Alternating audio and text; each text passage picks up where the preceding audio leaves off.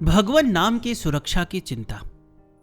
श्री चक्र जी के चित्त में उत्सव से पूर्व ही भगवान नाम की सुरक्षा का चिंतन चल रहा था। जगत से तटस्थ रहने वाले श्री चक्र जी ने अपना निर्णय सबको बता दिया। यह दायित्व लेना मेरे वश का रोग नहीं है। मैं किसी नए आरंभ को न लेने का नियम ही कर चुका हूं। अनारंभ, अनिकेत, अनपेक्ष, अपरिग्रह, ये चारों जीवन में बने रहे यह चाहता हूं।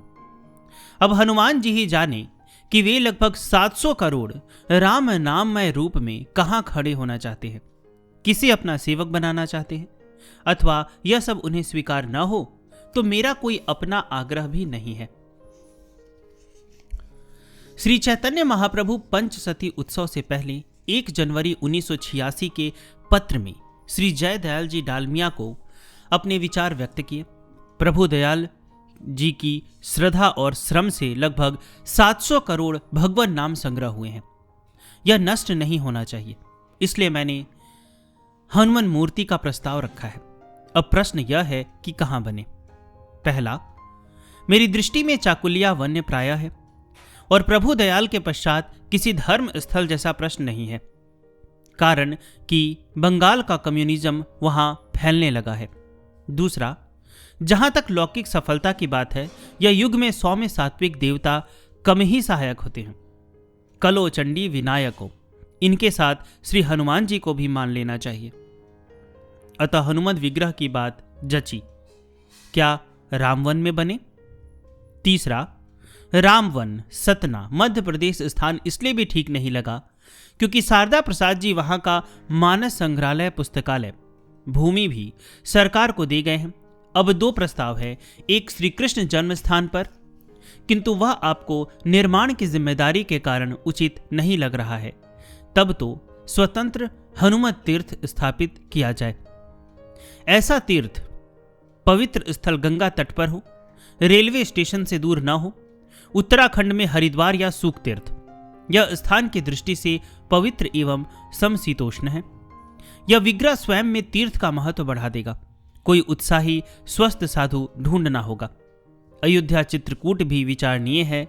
बड़ी मूर्ति महाप्रभु जी की नहीं बन सकती, अन्यथा वे भी नाममय हैं, किंतु उन पर सिंदूर नहीं चढ़ सकता और सिंदूर चढ़े बिना मूर्ति खुले में हो तो उस पर घास उगेगी।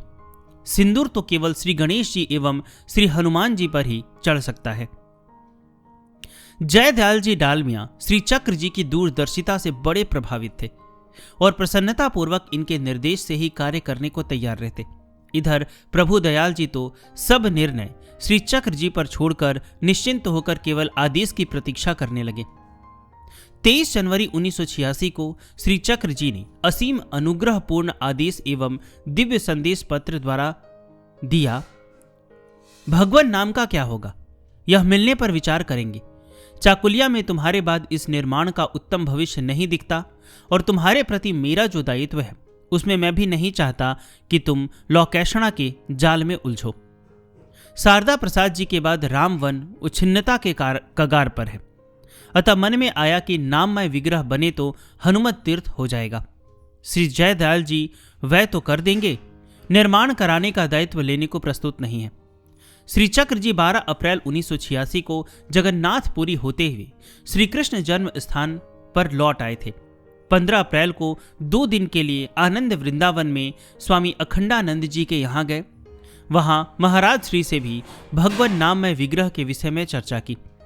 चर्चा के समय मुजफ्फरनगर के परमेश्वर दयाल जी यानी भगत जी और हरीश जी भी वहां उपस्थित थे।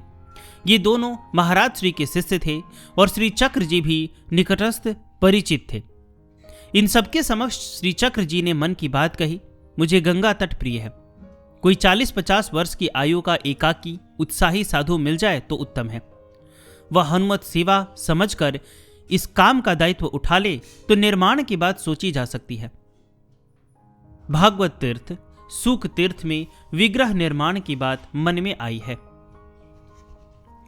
उसी समय परमेश्वर दयाल जी और हरीश जी ने सूक तीर्थ की बात सुनकर नैष्टिक ब्रह्मचारी श्री केशवानंद जी का नाम सुझाया। ये दोनों सूक तीर्थ आते जाते रहते थे और श्री ब्रह्मचारी जी से भी परिचित थे। उनकी कर्मठता और कार्य के प्रशंसक भी थे। उसी समय श्री चक्र जी ने उनसे पता लेकर श्री ब्रह्मचारी जी के नाम पत्र लिख दिया। मैं 21 अप्रैल को मथुरा से चलकर शाम तक मुजफ्फरनगर पहुंच रहा हूं। तुम 22 अप्रैल को प्रातः परमेश्वर दयाल के घर पर मिलो। श्री चक्र जी द्वारा निर्देशित समय 22 अप्रैल 1986 को श्री ब्रह्मचारी जी का श्री चक्र जी से प्रथम परिचय हुआ। सर्वप्रथम श्री ब्रह्मचारी जी ने श्रद्धापूर्वक उनके चरण स्पर्श किए और कहा, आपके आदेश से मैं सेवा में उपस्थित हो गया हूं। श्री चक्र जी ने पूछा, तुम किस महापुरुष के कृपा पात्र शिष्य हो? पूज्य श्री रामधारी जी महाराज का। श्री ब्रह्मचारी जी ने उत्तर दिया, हे भगवान, तुम उन तपोनिष्ठ महापुरुष के अनुग्रह भाजन हो? तब ठीक है, मैं आश्वस्त हो गया हूं कि मुझे योग्यतम पात्र मिल गया है। अब तुम्हें मेरा एक काम करना है। भगवान आज्ञा करें। विनम्रता भरा उत्तर सुनकर प्रसन्न हो गए। मुझे ऐसा ट्रस्ट चाहिए जो आयकर से मुक्त हो और रजिस्टर्ड हो। भगवान, सूक तीर्थ में श्री राम आध्यात्मिक ट्रस्ट भी है और वह आयकर से मुक्त भी। इसके अंतर्गत राम रसोई नामक अन्य क्षेत्र चलता है। 2 छोटे कमरे भी हैं। श्री ब्रह्मचारी जी ने कहा, ठीक है, मैं कल प्रातः सूक तीर्थ आ रहा हूं। दंडी आश्रम में ठहरूंगा, वहीं विस्तार से चर्चा होगी। चलते समय श्री चक्र जी उनकी हस्त रेखाएं 5 मिनट तक देखते रहे, फिर प्रसन्न मन से उन्हें विदा करते समय कहा, यदि तुम्हारी जन्म कुंडली हो तो उसे कल देखना चाहूंगा। भूमि चयन एवं भूमि पूजन। अपने निश्चित कार्यक्रम के अनुसार 23 अप्रैल को प्रातः श्री चक्र जी 10 बजे तक सूक तीर्थ में दंडी आश्रम पहुंच गए। उसी दिन सायंकाल 4 बजे श्री केशवानंद जी को साथ लेकर भूमि देखने के लिए दंडी आश्रम, रामानुज कोटि आश्रम और रामाश्रम देखा, किंतु कोई स्थान उपयुक्त नहीं लगा। दूसरे दिन प्रातः 9 बजे श्री सूखदेव आश्रम गए। वहां के अध्यक्ष स्वामी श्री कल्याण देव जी से मिल गए और उन्होंने भी स्थान दिखाया। चर्चा करने पर उन्होंने शर्त रखी, आप यहां के वर्तमान ट्रस्ट के अंतर्गत कुछ भी बना सकते हैं, पृथक ट्रस्ट अथवा संस्था नहीं बना सकेंगे। श्री चक्र जी को यह बंधन वाला प्रस्ताव रुचिकर नहीं लगा और दंडी आश्रम लौट आए। उसी दिन सायंकाल नैष्टिक ब्रह्मचारी केशवानंद जी ने पृथक भूमि लेने के विषय में चर्चा की। इस संदर्भ में उन्होंने वर्तमान स्थान की भूमि दिखाई जो श्री चक्र जी को पसंद आ गई। नैष्टिक ब्रह्मचारी श्री केशवानंद जी ने बताया कि यह भूमि नरेला निवासी दिल्ली के लक्ष्मी चंद जी की और राजेंद्र प्रसाद सिंघल जी की है। आप पसंद कर लीजिए, मुझे विश्वास है कि वे मना नहीं करेंगे। भूमि पसंद आते ही श्री ब्रह्मचारी जी ने टेलीफोन से दिल्ली बात की और राजेंद्र प्रसाद जी सिंघल ने सहर्ष अपनी भूमि हनुमत विग्रह निर्माण के लिए श्री राम आध्यात्मिक प्रन्यास को दान में दे दी। श्री राजेंद्र प्रसाद सिंघल का गो प्रेम एवं गो सेवा में योगदान सराहनीय है। श्री चक्र जी ने 25 अप्रैल को ही सूक तीर्थ से प्रभु दयाल जी को पत्र लिखा। 24 अप्रैल को जय दयाल जी मुझसे दंडी आश्रम में आकर मिल गए हैं। उन्होंने इस कार्य के लिए 1 लाख रुपया पहले ही भेज दिया है, अभी 2 लाख और दे दिए हैं। यदि तुमने नाम लेखन न भेजे हो तो ट्रक में रखने से पूर्व सब बंडल एकत्रित कर उनका आयतन नाप लिखकर भेज दो तो यहां मूर्ति का आकार तय कर लेना सरल हो जाएगा। मेरा विचार सूक तीर्थ में 22 अगस्त तक रुकने का है। दोनों समय गंगा स्नान का क्रम चल रहा है। 13 मई सन 1986 अक्षय तृतीया की शाम को 4 बजे भगवान नाम के बंडलों, उत्सव वाली चादरों और रजिस्टर आदि लेकर चाकुलिया से ट्रक आ गया। ट्रक वाले ने बताया मार्ग में 7 दिन लग गए। नाम सुरक्षित कक्ष में रखवा दिए गए। पुष्पांजलि की प्रतियां पुस्तकालयों में दे दी गई। प्रभु दयाल जी को सूचना दे दी गई कि तुम सुविधा अनुसार आकर स्थान देख जाओ। अब तुम हनुमत धाम के ट्रस्टी भी हो, अतः अपनी स्वीकृति का पत्र भेज देना। श्री चक्र जी ने श्री विग्रह निर्माण के लिए सहडोल के मूर्तिकार केशव राम कलाकार को बुलवाया। वे रामवन सतना में इसी कलाकार द्वारा हनुमान जी की 36 फुट ऊंची मूर्ति इससे पूर्व बनवा चुके थे। 26 मई 1986 का प्रातःकाल था। श्री चक्र जी पंचांग में देखकर उत्तम मुहूर्त जानकर निर्धारित भूमि पर आए और श्री ब्रह्मचारी जी से थाली में पुष्प, अक्षय, रोली, कलावा, नारियल, बेल का पत्र, केला, बतासा, दक्षिणा आदि एकत्रित करवा कर पूछा, क्या स्वर्ण तार है? नैष्टिक ब्रह्मचारी श्री केशवानंद जी स्वीकृति देकर गए और आज्ञानुसार तुरंत स्वर्ण तार लेकर लौटे। सस्मित श्री चक्र जी ने कहा, ठीक, तुम अच्छे व्यवस्थापक हो, अन्यथा इस निर्जन नीरव स्थान पर स्वर्ण तार कैसे मिल सकता है? मैं तुम्हारी कार्य क्षमता से बहुत प्रसन्न हूं। श्री चक्र जी ने स्वयं तार को मोड़कर मंडलाकार कुंडली रूप सर्प का आकार दे दिया और वास्तु पूजन के लिए पंडित श्री राम जी शास्त्री को बुलाया। ये श्री कृष्ण जन्म स्थान पर भागवत भवन में प्रतिष्ठा के समय से ही पुजारी थे। कुछ महीनों से अनुष्ठान पूजन के लिए श्री चक्र जी से अनुमति मांगकर दंडी आश्रम में रहने लग गए थे। आचार्य जी ने सविधि वास्तु पूजन संपन्न कराया। विग्रह निर्माण। श्री चक्र जी किसी कार्य को प्रारंभ करने का संकल्प करते ही नहीं, किंतु परिस्थितिवश संयोग से, प्रभु प्रेरणा से यदि किसी कार्य को हाथ में लेते तो जब तक वह पूर्ण न हो जाता तब तक रात दिन विश्राम को ही स्थान नहीं देते। तब स्वास्थ्य की ओर कौन ध्यान दे? बीमारियों को झेलते हुए 75 वर्ष की आयु में ऐसा परिश्रम किया जो 30-35 वर्ष की आयु में भी इतनी तत्परता से कौन कर पाएगा? विग्रह निर्माण का कार्य तीव्र गति से चलने लगा। विग्रह निर्माण के समय श्री चक्र जी बड़ी लगन और मनोयोग से पूरा कार्य देखा करते। जून की कड़ी गर्मी में प्रतिदिन दोनों समय प्रातः 9 से 11:30 और सायं 3 से 6 निर्माण स्थल पर ही रहते। इंजीनियरों को ऐसे निर्देश देते जैसे स्वयं वास्तुकला के पूर्ण ज्ञाता हो। श्री विग्रह के चरणों से स्कंध तक 4 पिलर भूमि के इतने नीचे से उठाए गए जहां भूकंप की संभावना से क्षति न हो। जून के अंतिम सप्ताह में श्री प्रभुदत्त ब्रह्मचारी जी महाराज भी दंडी आश्रम में पधारे। श्री चक्र जी उन्हें लेकर हनुमत धाम को दिखाने लाए। भगवान नाममय विग्रह की चर्चा की। वर्ष 1987 के उत्सव समारोह के विषय में भी बताया। श्री प्रभुदत्त ब्रह्मचारी जी ने भूरी भूरी प्रशंसा करते हुए कहा, राम नाम में विग्रह का संकल्प बहुत श्रेयस्कर है। प्रतिष्ठा के समय केवल संदेश दे देना, मैं अवश्य आऊंगा। सचमुच उन्होंने प्रवचन एवं संकीर्तन का बहुत आनंद दिया अपने निवास काल में। श्री चक्र जी 21 अप्रैल से 23 अगस्त तक सूक तीर्थ में हनुमत धाम का कार्य करते रहे। नैष्टिक ब्रह्मचारी श्री केशवानंद जी को आगे की योजनाएं एवं कार्य समझाकर आवश्यक निर्देश देकर 24 अगस्त को श्री कृष्ण जन्म स्थान मथुरा चले गए। संकल्प से विघ्न निवारण। अनुकूलता के साथ प्रतिकूलता और संपत्ति के साथ विपत्ति का आगमन ध्रुव सत्य है। श्री चक्र जी श्री हनुमत धाम के निर्माण के लिए 5 लाख की धनराशि छोटी सी बोरी में लपेटकर पैरों के नीचे ही डालकर लाए थे। उस राशि से स्वयं या किसी अन्य पर 1 पैसा भी खर्च नहीं होना चाहिए और यात्रा के संबंध में किसी को कहते भी नहीं थे। किसी पर भार न डालते हुए बस द्वारा ही मथुरा से मुजफ्फरनगर अपने ही व्यय से अकेले आए थे। इस समय में सूक तीर्थ के दंडी आश्रम में इतनी बड़ी धनराशि को सुरक्षित कहां रखे? कुछ सोचकर उन्होंने मुजफ्फरनगर के एक सज्जन श्री चिन्मन लाल जी, जो दंडी आश्रम में 15 वर्षों से अपना कमरा बनवाकर निवास कर रहे थे, उन्हीं को सुरक्षित रखने को सौंप दिया और चिन्मन लाल जी ने मुजफ्फरनगर में अपने घर ले जाकर व्यक्तिगत कमरे में लकड़ी की अलमारी में सुरक्षित रख दिया। समय समय पर जितने धन की आवश्यकता होती श्री चक्र जी उनसे मंगवा लेते थे। अगस्त के पहले सप्ताह में एक दिन अनायास उनका छोटा पुत्र भागकर सूक तीर्थ आया। वह बहुत घबराया हुआ था।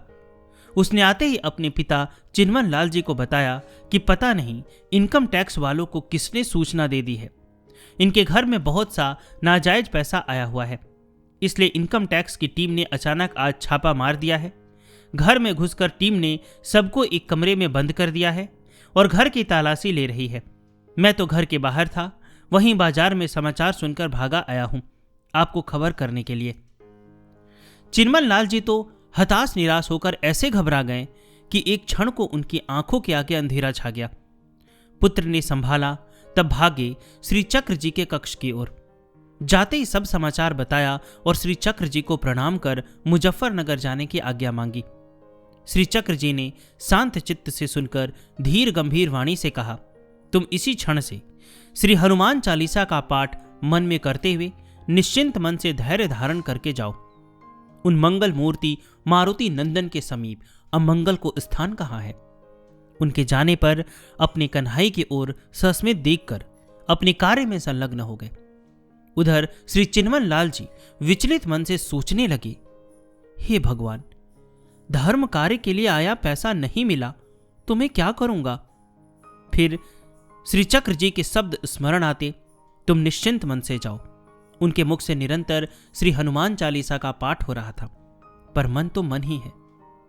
मेरे पास तो कोई प्रमाण भी नहीं है कि यह पैसा चक्र जी का है। कैसे टीम के सामने साबित कर सकूंगा? हे प्रभु, देव द्रव्य मेरे घर से जाएगा तो कितना पातक लगेगा। हे हनुमान जी महाराज, अशरण शरण आप ही रक्षा कीजिए, रक्षा करो, रक्षा करो। कातर मन से प्रार्थना करते हुए किसी प्रकार डगमगाते पैरों से घर तक पहुंचे। पिताजी, पैसा सुरक्षित है। घर में प्रवेश करते ही बड़े पुत्र ने शुभ सूचना दी। क्या हुआ? टीम चली गई? तलाशी नहीं ली? उन्होंने एक साथ कई प्रश्न पूछ लिए। सब कुछ हुआ पिताजी। पूरी टीम वालों ने हम सबको बाहर की बैठक वाले कमरे में बंद करके घर की तलाशी ली। उनको घर की तालियों का पूरा गुच्छा थमा दिया। तब फिर पुत्र ने कहा, वे एक एक कमरा और उसकी एक एक अलमारी खोलकर देखते रहे। अंत में वे उस अलमारी की ताली को दूसरे तालों में लगाकर देखने लगे। वह अलमारी जैसे उन्हें दिखाई नहीं दे रही थी। बार बार उसके सामने से गुजरते रहे। मैं खिड़की की जाली से झांक रहा था। डर के कारण मेरे मुख से हनुमान चालीसा का पाठ चलने लगा। आपके कमरे की दूसरी दोनों अलमारियां उन्होंने खोल दी, किंतु जिसमें पैसे थे उस ओर देखा भी नहीं। जब उस ताली से दूसरी अलमारी के ताले खोलने का प्रयास किया और सफल ना होने पर कि इज डेड कहकर गुच्छा ही फेंक दिया। अपने साथी से बोले, लोगों ने व्यर्थ में हमें गलत सूचना दी है। कहते हुए हम लोगों के कमरे के बाहर से कुंडी खोलते हुए चले गए। चिन्मन लाल जी ने बेटे की बात सुनकर राहत की सांस ली। पसीना पोंछते हुए मन ही मन श्री हनुमान जी को और श्री चक्र जी को प्रणाम किया और पुत्रों से बोले, भला इनकम टैक्स की टीम की आंखों में कौन धूल झोंक सकता है? उनसे पार पाना बड़ा कठिन है। टीम वालों के रहते यह असंभव कैसे संभव हो गया? सिर पर हाथ थाम कर बैठ गए और बोले, श्री चक्र जी की कृपा से श्री हनुमान जी का पैसा तो बचा ही, अपितु पुलिस और समाज की नजरों में हमारा और हमारे परिवार का सम्मान भी बढ़ गया। चिन्मन लाल जी ने श्री हनुमान जी को कृतज्ञता ज्ञापन करते हुए भोग प्रसाद अर्पित किया और सूख तीर्थ लौटकर श्री चक्र जी को सब समाचार ज्यों का त्यों सुना दिया। वृंदावन में अमृत महोत्सव। श्रावण कृष्ण अमावस्या 5 अगस्त सन 1986 ईस्वी को अनंत श्री स्वामी अखंडानंद सरस्वती जी पूरे 75 वर्ष के हो गए थे। इस उपलक्ष्य में उनके शिष्यों भक्तों ने मुंबई में आनंद जयंती को ही अमृत महोत्सव के रूप में मनाया था। यही उत्सव बृहद रूप से 26 सितंबर 1986 से 30 सितंबर सन 1986 तक आनंद वृंदावन मोती झील में उल्लासपूर्वक मनाया गया। इस अवसर पर भारतवर्ष के सभी प्रांतों से श्री स्वामी जी के परिचित, स्नेही, स्वजन, परिवार और श्रद्धालु सेवक शिष्यों ने उन्हें प्रणिपात कर अपनी श्रद्धा समर्पित की। देश विदेश से विश्रुत महात्माओं, संतों, मूर्धन्य विद्वानों एवं श्री स्वामी जी के शिष्यों का एक अपूर्व समागम था।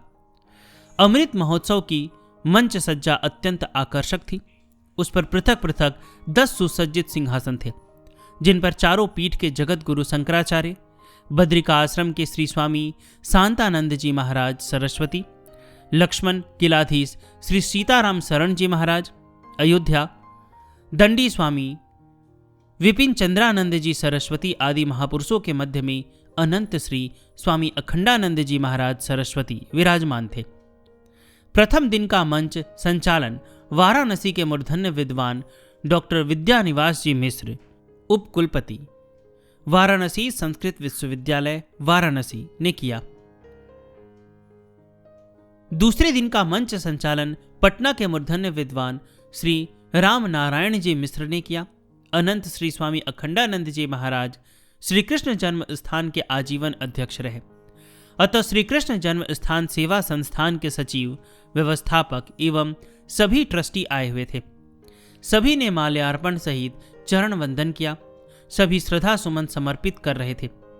उसी भव्य आयोजन की महती भीड़ में सहसा महासाधारण वेश में एक व्यक्ति आधी धोती पहने, आधी धोती ओढ़े उठ खड़े हुए और मंच पर अपनी मधुर वाणी में भावभीनी श्रद्धांजलि अर्पित करने लगे।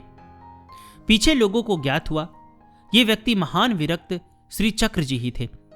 ऐसा महान साधु जिसके न मठ था न शिष्य मंडली, जो अनिकेत था, अभय था, निरभिमान, दंभ रहित था और स्वामी अखंडानंद जी महाराज का बाल मित्र था। उपर्युक्त वक्तव्य श्री राम नारायण जी मिश्र का है। अस्वस्थता में विग्रह निर्माण। श्री कृष्ण जन्म स्थान मथुरा से 17 नवंबर सन 1986 को सूक तीर्थ के लिए प्रस्थान करने का निश्चय कर लिया। सभी चाहते थे कि शीतकाल में सूक तीर्थ न जाए। सिला वस्त्र पहनते नहीं थे। शीतकाल में गांधी आश्रम की गर्म चादर ओढ़ते थे केवल। अतः जन्म स्थान पर राधा कृष्ण चौधरी, जो प्रकाश विभाग संभालते थे, सचिव, व्यवस्थापक एवं भार्गव साहब आदि सबने अनुरोध किया, बाबा दिसंबर जनवरी का जाड़ा बचाकर आप फरवरी के प्रारंभ में जाने की कृपा कीजिए। किंतु उन्होंने सबको समझा दिया, सेवा में प्रमाद ठीक नहीं। मेरा प्रयत्न है कि श्री हनुमान जी का श्री विग्रह शीघ्र बन जाए और महाअभिषेक का उत्सव संपन्न हो जाए, तभी मैं निश्चिंत हो सकूंगा। अब यह शिथिल शरीर तो नदी किनारे का जर्जर वृक्ष है, कब गिर जाए क्या ठिकाना।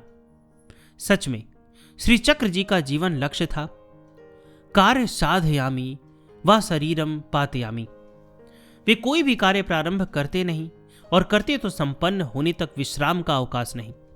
यही स्थिति उनके अंतिम लेखन श्रीमद् भागवत के अन्वय पदच्छेद टीका करते समय रही।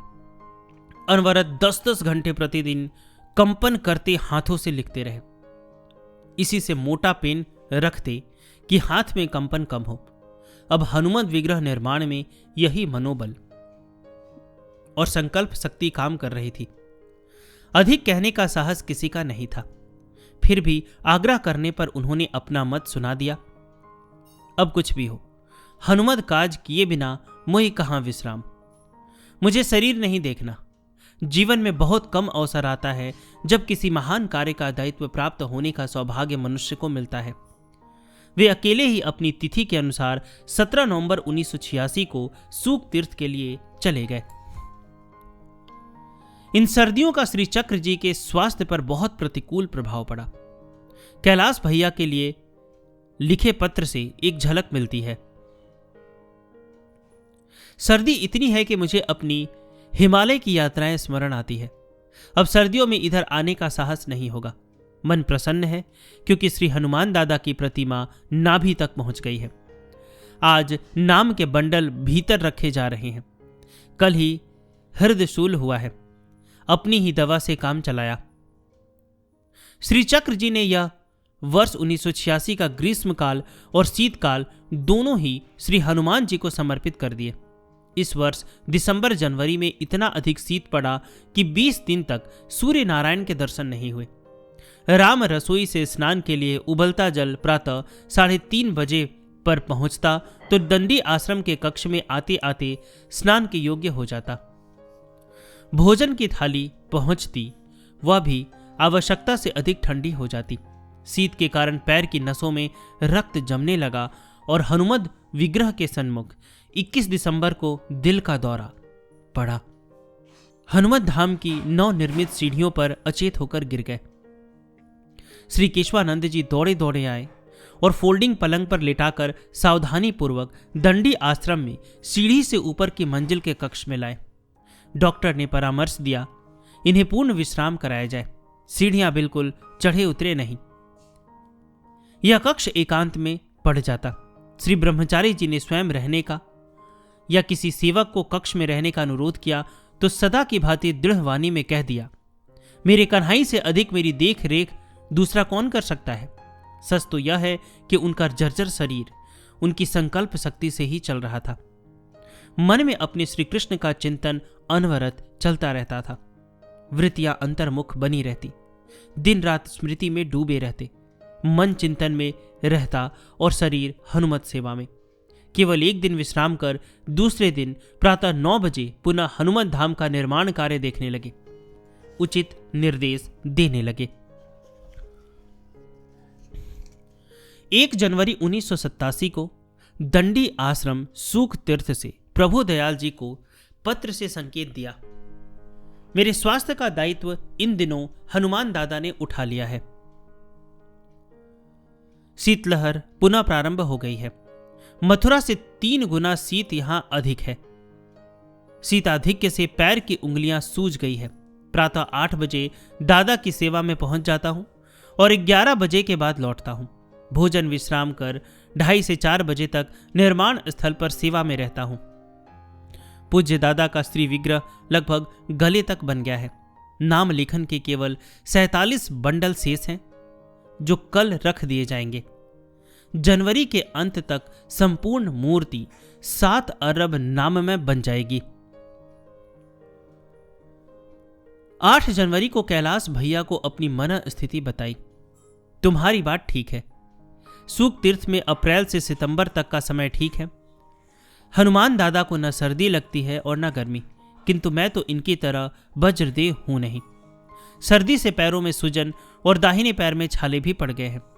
जौनपुर से श्री कृष्ण प्रकाश जी अधिशासी अभियंता ने तुम्हारे यहाँ चमेली के तेल का टीन भेजा होगा। बेटी महिमा के विवाह के सामान के साथ तेल कैसे भेजा जाए, ऐसी द्विधा मत करना। यह तो हनुमान दादा की सेवा है, इसे सिंदूर में मिलाकर चोला अर्पित किया जाएगा।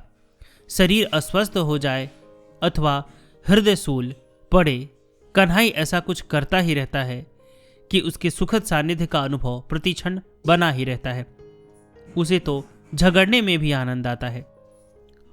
कबहू मनुहार करे रिझावे, दृगनीर भरे मुख दीन बनावे। कै कबहू खिजवे, झगरे करताल दिखाए, अंगूठो दिखाए। गावे बजावे सिखावे, बजाइबो, कंठ लगाए सुहेतु बतावे। नंद को लाल लरेऊ हरे, मन कानन संग धेनु चरावे ही। यह वर्ष तो श्री हनुमान दादा की सेवा में अर्पित है। 5 फरवरी 1979 तक 4 ऑपरेशन होने के बाद जीवन में कदाचित ही कोई वर्ष ऐसा बीता जिसमें वे पूर्णतया स्वस्थ रहे हो। पूरे वर्ष भर की लगातार की गई यात्राएं, श्रीमद् भागवत के अन्वय, पदछेद, टीका का अनवरत श्रम और स्थान स्थान की बदलती जलवायु ने उनकी पाचन क्रिया अव्यवस्थित कर दी। मथुरा में बार बार अतिसार हो जाता, जिसे अपनी होम्योपैथी दवाओं से ठीक करते रहते। अस्वस्थ होने पर शाम को भोजन बंद कर देते। श्री चक्र जी ने पत्र द्वारा अपनी स्थिति बताई। हरिद्वार की मेरी पिछली अंतिम यात्राओं में आयु 73 की हो गई है। 1 महीने तक ज्वर आता रहा। कफ खांसी भी उग्र हो गई। पेट में कुछ पचता नहीं। दुर्बलता इतनी है कि पत्र लिखते ही थक गया हूं। अतः वर्ष 1985 से ग्रीष्म ऋतु में पहाड़ों की यात्रा बंद करनी पड़ी। अतः वे 1985 से सूख तीर्थ में रहे। बार बार ज्वर आने पर जय मंगल रस आदि सेवन करते रहते। अपने संकल्प तथा निष्ठा से शरीर की अवहेलना करते हुए निर्धारित पथ पर चलते रहे। जल्दी जल्दी अस्वस्थ होने से और बार बार हृदय सूल के झटके से क्लांत होकर जनवरी 1987 के अंतिम सप्ताह में प्रातः हनुमत धाम आए और हनुमान जी के मॉडल बने श्री विग्रह के श्री चरण पकड़कर बोले, दादा अब खड़ा हो जा, इस वृद्धावस्था में मुझ में कहां सामर्थ है। तेरा अनुज अब जर्जर हो गया, बस अब थक गया हूं। अंतिम संकल्प तुम्हारी ही हाथ है। अब बस अब धाम में जाना चाहता हूं। और थके थके टूटे स्वर में अपनी बात कह दी, मेरे दादा, आशा इच्छा और दुराग्रह यह मेरा अज्ञान, तुम भी हट रख लेते मेरा इतने कृपा निधान। श्री चक्र जी की इस प्रार्थना के बाद श्री केशवानंद जी बार बार स्वीकार कर इस बात को कहते हैं, निर्माण कार्य में आने वाली सारी रुकावटें ऐसे दूर होती चली गई जैसे कोई अलौकिक शक्ति अलक्ष्य रूप से कार्य करा रही है। जनवरी में श्री चक्र जी की अस्वस्थता का समाचार पाकर कैलाश भैया सूक तीर्थ दंडी आश्रम आए। उन्होंने घर आकर बताया, इतनी सर्दी में पूज्य बाबा अपने संकल्प बल से ही वहां टिककर कार्य करा रहे हैं। विश्व की वानर जाति की मूर्तियों का अद्भुत संकलन। श्री चक्र जी ने हनुमान जी के विग्रह निर्माण के साथ साथ विश्व की जितनी वानर जातियां हैं उनके चित्र मंगाकर मूर्तियां बनवाई, उनसे सीमा प्राचीर की सज्जा करवाई। ये मूर्तियां परकोटों के कंगूरों पर, द्वार पर, साधक कुटियों के ऊपर जीवंत एवं सजीव जान पड़ती हैं। हनुमत द्वार पर ही लीजिए, मुख्य प्रवेश द्वार के ठीक ऊपर भारतीय कपि, लंगूर एवं सुग्रीव कपि इंडोनेशिया की बड़ी भव्य सजीव मूर्तियां हैं। इस प्रकार थिक टेड बुश, बेबी कपि सीलोन, स्नो कपि जापान, डाक लंगूर चाइना आइसलैंड, गिलाड़ा बबून कपि इथोपिया, हीमोह बिलीज गौरिल सैन डियागो, एपस प्रोसीमैन कपि ब्लू, एसोसन प्रोसीमैन ब्राउन ज्यूनन कपि अफ्रीका, वनमानोस अफ्रीका, मैकेक्यूज वियतनाम, हरित कपि पश्चिमी अफ्रीका, अर्ध हरित कपि इथोपिया उत्तर अफ्रीका, यूतान कपि सुमात्रा, दीर्घनामा कपि बेनिया, स्क्वेबैरल मंकी दक्षिण अमेरिका, ब्रांजा मंकी ब्राजील, जिब्बान कपि सुमात्रा जावा बोर्निया, दीर्घपूछ कपि मध्य अमेरिका, आई कपि आइसलैंड, बैबून कपि ब्राजील दक्षिण अमेरिका, बुश बेबीज कपि अफ्रीका आदि कपियों की जीवंत मनोहर मूर्तियां प्राचीर की शोभा बढ़ा रही है। 17 फरवरी को आवश्यक निर्देश श्री केशवानंद जी को दिए, आगे की रूपरेखा समझाई। उत्सव के कार्यक्रम की व्यवस्था का उत्तरदायित्व उन्हें सौंपकर मथुरा आ गए। मात्र 25 दिनों में अप्रैल, मई, जून, जुलाई, अगस्त तक की श्री कृष्ण संदेश पत्रिका का अग्रिम संपादन करके 16 मार्च को श्री शक्ति स्वरूप जी तथा केशवानंद जी के साथ कार से सूक तीर्थ चले आए प्रतिष्ठा महोत्सव की तैयारी के लिए।